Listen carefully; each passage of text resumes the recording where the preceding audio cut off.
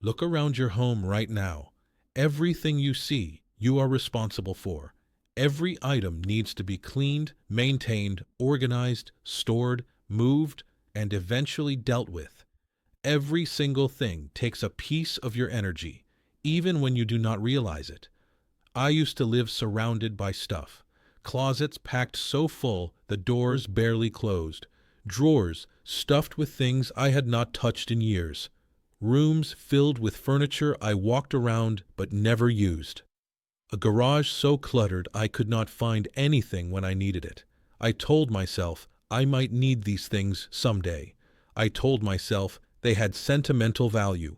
I told myself getting rid of them would be wasteful. But the truth was simpler and harder to admit. I was holding on to things because letting go felt scary. Then something shifted. I started to see my possessions differently. Not as treasures to protect, but as weights to carry. Not as security, but as burden. Every item I owned was demanding something from me, even if that demand was silent. So I started letting go. Slowly at first, then with more courage. And what happened surprised me completely. I did not miss any of it. Not one thing. In fact, my life got better with each item that left my home. Lighter, simpler, more peaceful. Today I want to share 7 categories of things I removed from my home. 7 types of possessions I released and never once regretted. If you are feeling overwhelmed by your stuff, if your home feels heavy instead of peaceful, maybe my experience will inspire you to lighten your own load. Let me start with the one that made the biggest difference. The first thing I removed was furniture that served no purpose except taking up space. I had a formal dining room that we never used, a beautiful table with 8 chairs, a china cabinet filled with dishes we never touched, a sideboard with linens that never came out. This room was meant for entertaining, for holiday dinners, for special occasions. But those occasions happened maybe once or twice a year. And the rest of the time, the room just sat there, collecting dust, demanding to be cleaned, taking up valuable space in my home. I also had extra chairs scattered around the house that nobody ever sat in. A large armoire in the bedroom that I had to squeeze past every day. A heavy coffee table that made the living room feel cramped. For years I kept all of it, because that is what you do. You fill your home with furniture. The more furniture you have, the more complete your home looks. Or so I thought. Then I started asking a different question. Not how does this look, but how does this serve my actual life right now? The formal dining room did not serve my life. I ate at a small kitchen table. When family visited, we gathered in the living room or kitchen, not the formal dining room. The room was a museum to a lifestyle I did not actually live. So I made a decision that felt radical at the time. I sold the dining set. I gave away the china cabinet. I turned that room into something I actually used. A comfortable reading space with a single armchair and good light. The first week felt strange. The room looked empty. I worried I had made a mistake. But then something wonderful happened. I started using that room every day. I read there. I sat there with my morning coffee. It became my favorite space in the house. I did the same throughout my home. Every piece of furniture that I walked around but never used, I removed. Every chair that sat empty, every table that held nothing but clutter, every piece that made my home feel crowded rather than comfortable. The result was remarkable. My home felt larger without being any bigger. Moving through rooms became easier. Cleaning took half the time, and I realized that empty space is not something to fill. It is something to protect. The second thing I removed was clothing I had not worn in years, but kept for imaginary future scenarios. My closet was packed. Shirts I had not put on in a decade. Pants that no longer fit, and probably never would again. Jackets for occasions that never happened. ties I kept from my working years that I would never need again, suits that hung there like ghosts of a former life. And then there were the just-in-case clothes, the outfit I might need if I got invited to something fancy, the heavy coat for winters that were rarely cold enough, the workout clothes for the exercise routine I kept promising to start. Every time I opened my closet, I had to push through all these unworn clothes to find the few things I actually wore. It was frustrating and exhausting, and it made getting dressed feel harder than it needed to be. I finally forced myself to be honest. I took every single item out of my closet and asked one question: have I worn this in the past year? If the answer was no, the item went into a donation pile. It was harder than I expected. Some clothes triggered memories. Others triggered guilt about money spent. Others triggered hope that I would somehow become a different person who would wear them. But I pushed through, and when I was done, my closet held only clothes I actually wore and actually liked. Getting dressed became simple. I could see everything at a glance. No more digging, no more pushing, no more frustration. Here is what I learned. We do not need as many clothes as we think. I wear the same comfortable items week after week, and nobody notices or cares. The fantasy wardrobe for the fantasy life was just taking up space and making me feel bad about the real life I actually live. Now I have a rule. If something new comes in, something old goes out. My closet stays manageable. My mornings stay simple. And I never miss any of those clothes I donated. Not one shirt. Not one pair of pants. Nothing. The third thing I removed was kitchen gadgets that seemed useful in the store, but never got used in real life. Open any drawer in my old kitchen and you would find gadgets. Avocado slicers, egg separators, garlic presses, melon ballers, specialized whisks, apple corers, strawberry hullers. I had gadgets for problems I did not even have. The counters were just as bad. A bread maker used twice, then abandoned. A juicer that was too hard to clean, so it sat there collecting dust. A food processor still in the box from 3 Christmases ago. Every gadget promised to make cooking easier or more fun, and some of them probably would have if I had ever used them. But the truth is, I cook the same simple meals most days. I use the same basic tools: a good knife, a few pots and pans, some wooden spoons. That is really all I need. Clearing out the kitchen was liberating. I donated bags full of gadgets to charity. I cleared the counters of appliances I never used. I emptied drawers that had become junk repositories. What remained was a functional kitchen where I could actually find what I needed, where there was room to work, where cooking felt simple instead of overwhelming. Now, when I see a clever gadget in a store, I ask myself one question: will I really use this, or am I just attracted to the idea of it? The answer is almost always that I am attracted to the idea. The fantasy of being someone who makes fresh juice every morning or bakes homemade bread every week. But that fantasy is not my real life. My real life involves simple meals made with simple tools, and my kitchen finally reflects that reality instead of a fantasy I was never going to live. The fourth thing I removed was books. And I know this one might be controversial. Books are sacred to many people. They represent knowledge, memories, identity. Getting rid of books can feel almost sinful, but I had shelves upon shelves of books I was never going to read again. Novels I had finished years ago and would not revisit.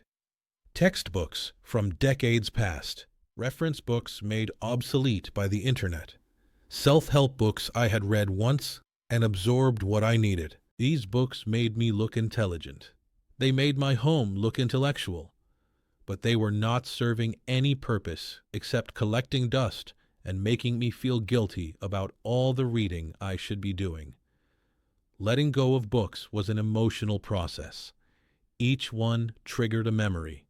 When I bought it, what was happening in my life when I read it, who I was at that time. It felt like throwing away pieces of my history. But I kept asking myself, what is the purpose of keeping this? If the purpose was only to have it, that was not good enough anymore. I kept the books that truly mattered, the ones I might actually read again, the ones with deep sentimental value. A few beautiful volumes I simply loved having. Everything else I donated. Libraries and schools were grateful for them. These books would be read again, just not by me. The result was remarkable. My bookshelves went from cluttered and overwhelming to curated and meaningful. Every book on them now was there for a reason. I could see what I had. I could find what I wanted. And the space that opened up felt like room to breathe. Room for new experiences instead of relics of old ones. The fifth thing I removed was paper. Mountains of paper. Filing cabinets, stuffed with documents from decades ago. Boxes of old records I thought I might need but never touched.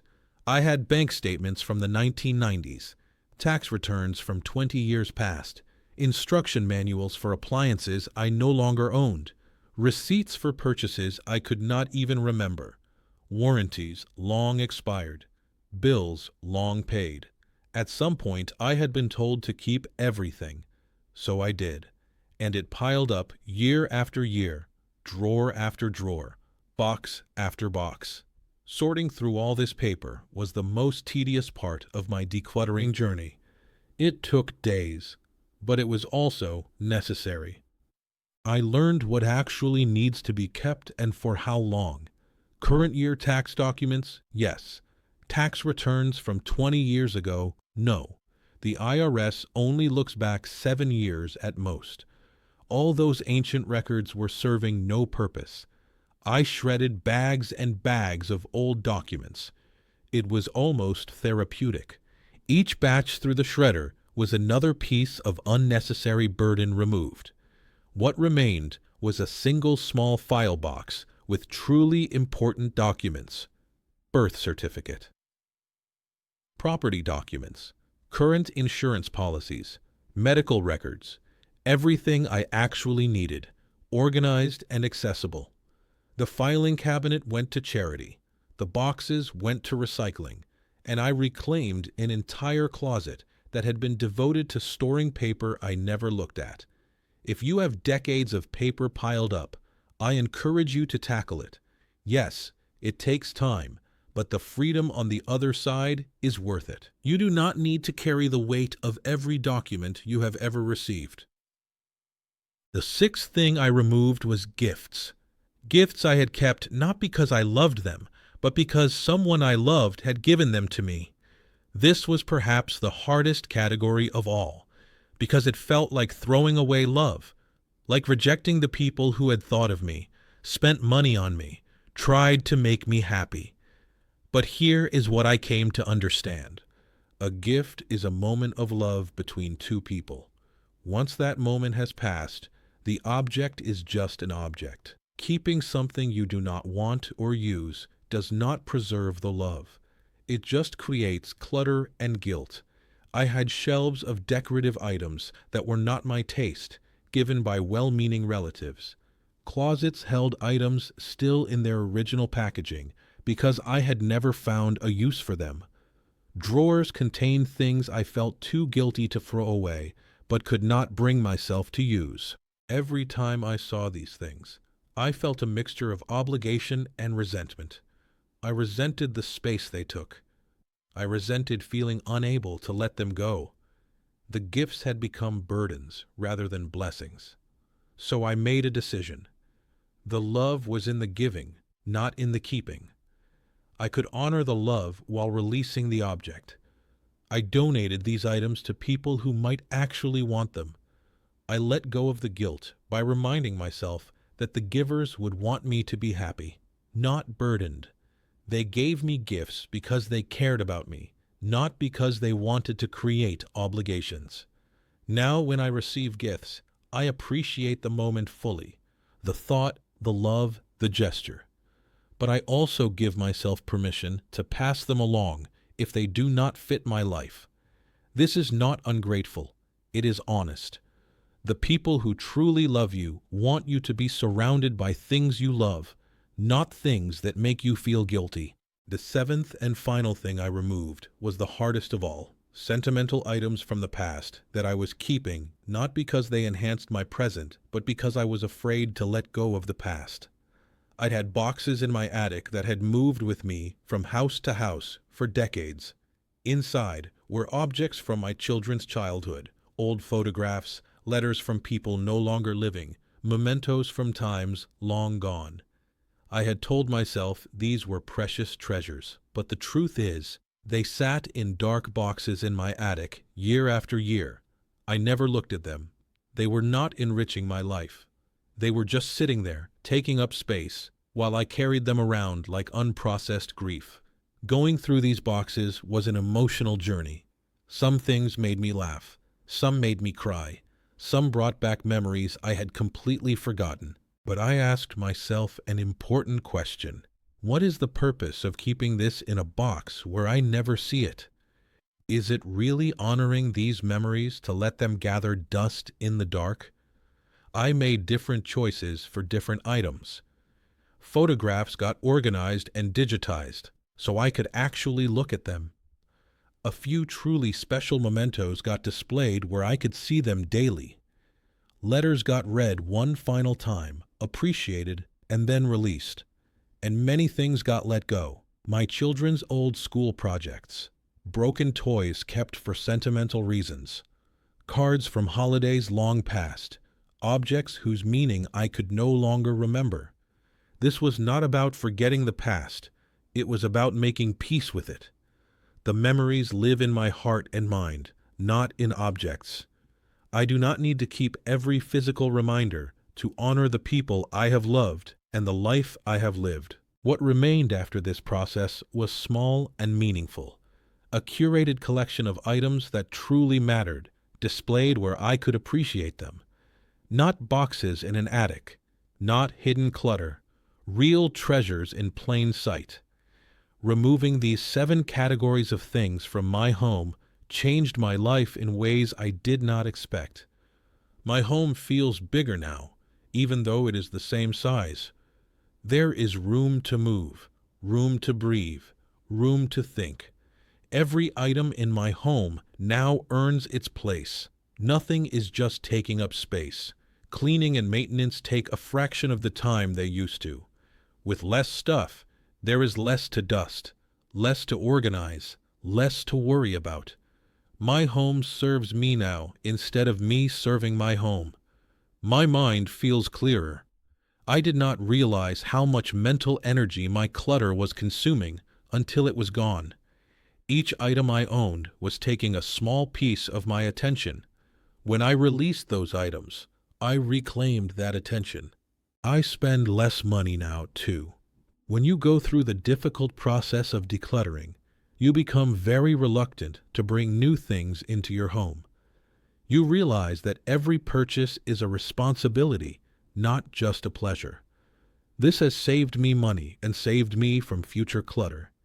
But perhaps the most important lesson was this: I am not my stuff. My identity does not live in my possessions. The things I own do not define my worth, my memories, or my value as a person. For years I clung to objects as though they were holding my life together. Releasing them taught me that I am held together by something much stronger than stuff, by memories, by relationships, by who I am inside. The stuff was always just stuff. If your home feels heavy, if you are drowning in possessions, if every closet and drawer and corner is stuffed with things you do not use or need, I want you to know that it does not have to be this way. You have permission to let go. You do not need to keep things just because you have always had them. You do not need to keep gifts just because someone gave them to you. You do not need to keep sentimental items in boxes you never open. Start small if you need to. 1 drawer, 1 closet, one category of items. You do not have to do it all at once, but start somewhere. Ask yourself, does this serve my life right now? Not might it be useful someday. Not did it cost a lot of money. Not did someone I love give it to me. Does this serve my life right now? If the answer is no, you have permission to release it. Thank it for whatever role it played and let it go. The freedom waiting on the other side of that letting go is worth more than any possession you are holding on to. I promise you. Thank you for spending this time with me today. If this message helped you, please share it with someone else who might be feeling buried under their belongings. Sometimes we need to hear that it is okay to let go. Subscribe if you want more conversations like this. I share honest thoughts about simplifying life, finding peace, and making the most of the years we have. Until next time, take care of yourself, take care of your home, and remember, less truly can be more. I will see you in the next one.